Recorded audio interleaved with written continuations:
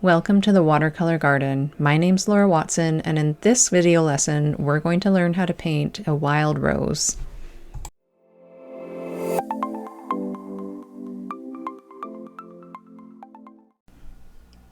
I'm starting off by transferring my drawing onto my 140-pound cold press fluid brand paper. And I'm just using my mechanical pencil to go over everything that I drew. And I used the rose as a reference that is on the left side of this picture. And then I did my own sort of composition and drawing for the leaves that I felt would make a bit of a nicer portrait. And I just looked at the leaves and a few other photos just off the internet to see the growth pattern of wild roses and created my drawing that way. So now I'm just going to lift up my tracing paper and make sure that the drawing did transfer before I move it too much. And I can see that I've got a nice faint outline. It's a little lighter on camera, but this is what we want to get started. I'll lighten up the lines a little more as I paint with my kneaded eraser. But for now, I'm going to get started on mixing up our colors. It's always a good idea to mix up the majority or all of your colors before you start painting, especially with the way that I paint using the 3-step painting method, because you do need to be able to move swiftly and create the washes with your paint being mixed up already. If you stopped and mixed your paint and then did the wash, then you wouldn't have the right timing to get soft edges or nice smooth wet washes when you want to. So this is why I mix everything up in advance.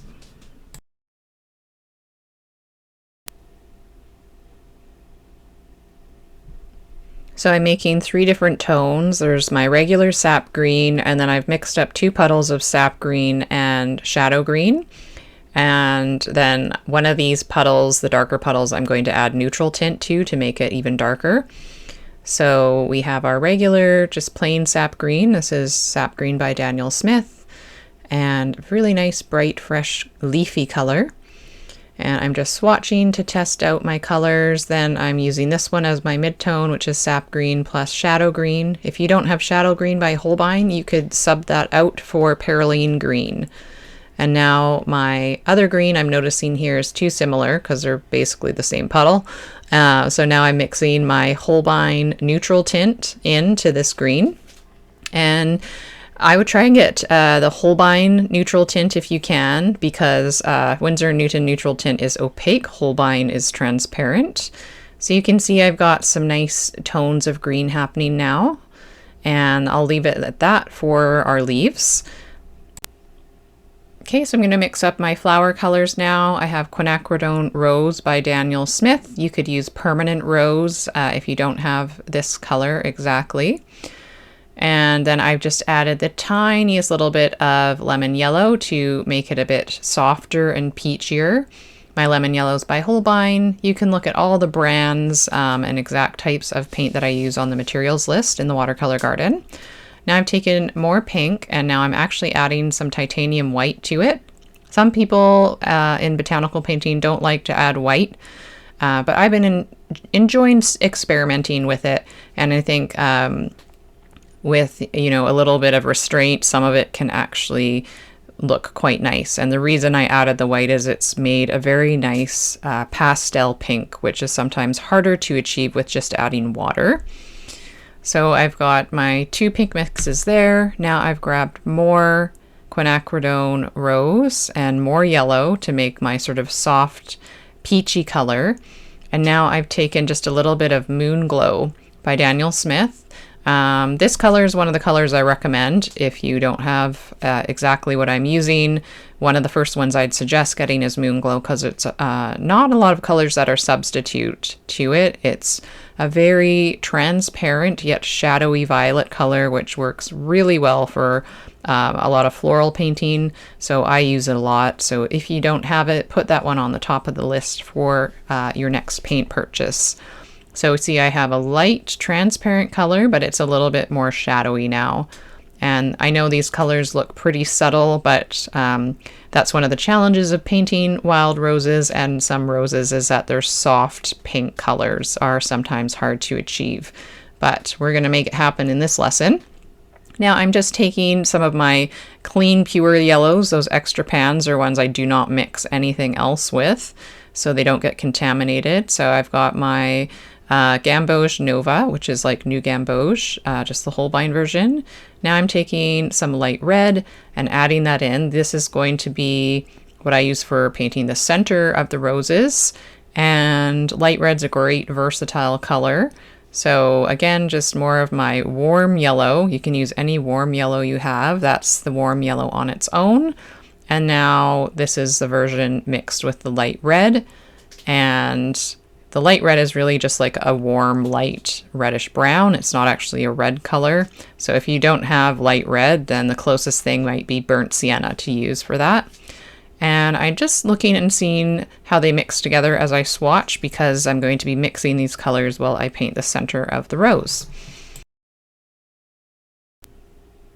Now I'm getting started with the painting right away. I'm taking a little bit of my light green, a sap green color there, and just mapping in a little bit of the center circle. There's a bit of a greenish part in the center of the rose. I'm using my number 2 round brush.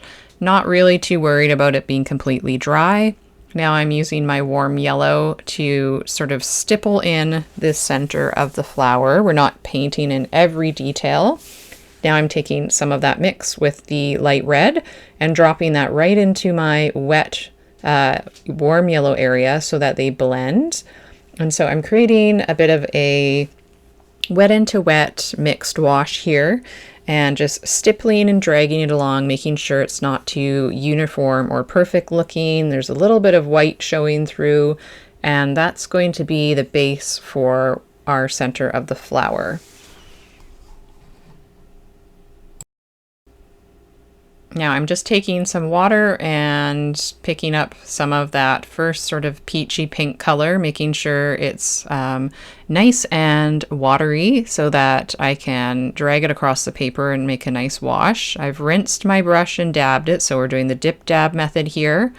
So I've added some color, and now with a bit of a less concentrated brush, I'm dragging that color along. And this is how we get the tonal variation we need for our petals. And I'm dragging that down. I want to keep a bit of a whiter area closer to the center of the petal because the center is a bit white, and then it goes to the more pink looking flower. Now I've grabbed a bit more pink. Well, I can see that my paint is still wet, and I've just added that in. If you cleaned your brush out and then added more color, you might get a bloom because you're adding water to your brush and then more paint, so it may be wetter than your paint. So I would suggest just picking up paint with the brush as is and dabbing it in if it looks wet enough, because then it will just spread out rather than actually adding too much water and pushing your paint out, which is how a bloom happens. So I'm just moving along, doing the same thing. And if you are not as confident with your painting skills yet, that's totally fine. You might want to just try and paint the petals all pink and not worry too much about the lighter white area towards the center of the rose. It is more botanically accurate, but by all means not necessary. So if you want to challenge yourself a bit more, then I'd suggest giving it a try. Otherwise, just try making your pink petals varied. So just some darker areas and lighter areas, but not so much white near the center. I'm lightening that pencil line as I go, especially with painting this rose, because the paint color is so subtle that you will really see the pencil line showing through if you don't pick those up with your kneaded eraser. Now I'm just swapped over to my more pastel pink color with the white mixed into it. And I just like to do these subtle variations because it doesn't look like it a lot right now, but having those varied hues with the varied tones. So hue is the mix that you've made and tone is the concentration of the color. These are the building blocks for making our nice looking shapes for the base of step 1 of our 3-step painting method. You can see I've just added a little bit of the moon glow mix to the lower portion of that petal, and that's giving me that nice variation. If you have not practiced this yet, it might be tricky to do. So I'd suggest going back to the tip video library or the Start Here section, where you can practice the 3-step painting method and tonal variation with this simple leaves video. I'd suggest trying that with a whole bunch of your colors and getting confident with it before doing a whole bunch of the full-length videos. You can absolutely try them at any time, but you will get better results once you're more confident with that exercise. So you can see again, I put my color, concentrated color in. Now I'm dab my brush, so dip it in the water, don't swoosh it, dab it on the paper towel, remove some color, and now drag out the rest of your color into a lighter tone. You can see that that is now starting to come to life. You can see we've got the pink going to the white look, and it looks really nice with the rose. I'm happy with how this is turning out. So I'm just going to do the same thing on this petal, and this whole time I'm using my number 2 brush. If you're making this a bigger painting or you're more comfortable, you could use the larger brush. I wouldn't suggest doing this with a smaller brush. Sometimes people find this step 1 part easier with a number 4 or a number 6, so whatever you are most comfortable with. Can see I can still see the glisten of the water on my paper. You can see that on film, so then I know my paint is still wet enough to add a bit more color in. So I've added more of that Moon Glow mix. Before I move on, I'm drawing this up with my hair dryer. This is just an old hair dryer on low. The high setting doesn't even work anymore, and I'm making sure it's nice and dry before I move on. Now I'm going to do the exact same thing to paint in the rosebud before we move on to the stems.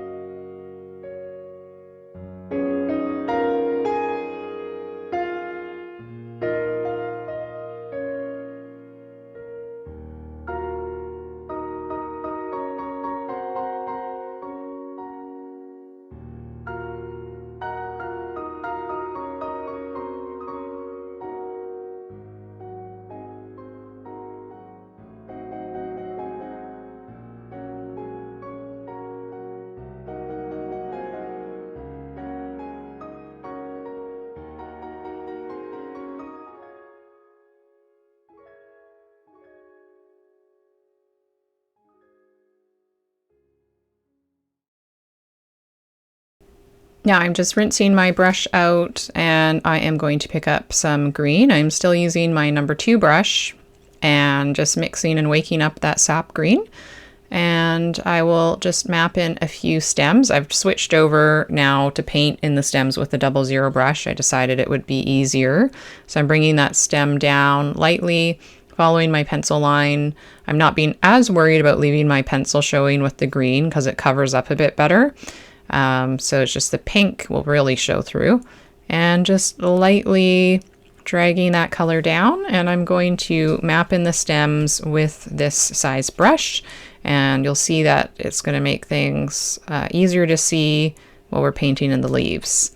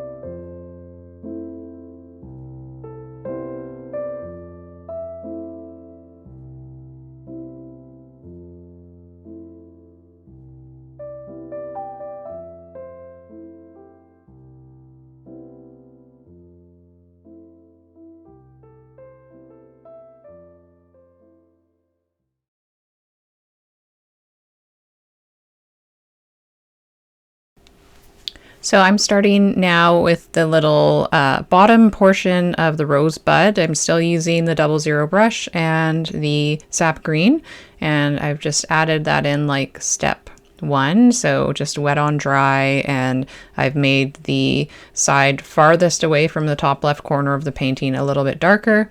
As in most of my botanical paintings, the light's coming down from the left side. And then I've switched to a larger brush.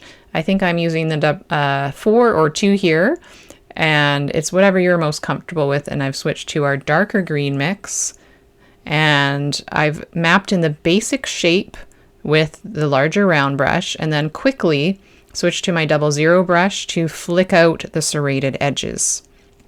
I find it easier to do it this way.